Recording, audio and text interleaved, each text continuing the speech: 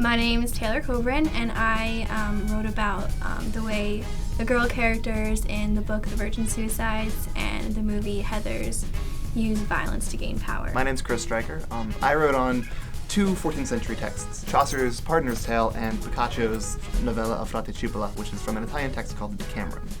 I really looked at ways that rhetoric can mean multiple things and how those things can contradict each other at the same time. I'm Sarah Ganong, a senior English major and biology minor, and I wrote about the way that broad apocalyptic metaphor in texts about climate change fails at being able to communicate the urgency of climate change to an audience that does already believe in it. I'm Matthew Weddick. I'm an English bio double major, and my English senior thesis was about Oscar Wilde and Dr. Seuss and how we learn and teach through literature. The biggest takeaway for me from 404 is to not be afraid of the process that you have to go through, to not try and conceptualize of something that seems so huge.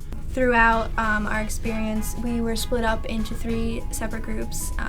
There were certain times where we all met together as an entire class and certain times where we met as individual groups.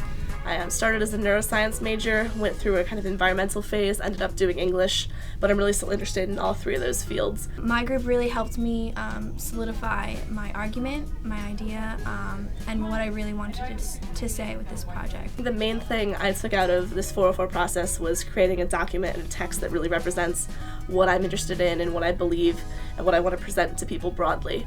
I get to combine a lot of things that I have studied over my 4 years in college at Dickinson studying abroad and combine like things that I had learned to new things that I wanted to talk about and see where the two came together.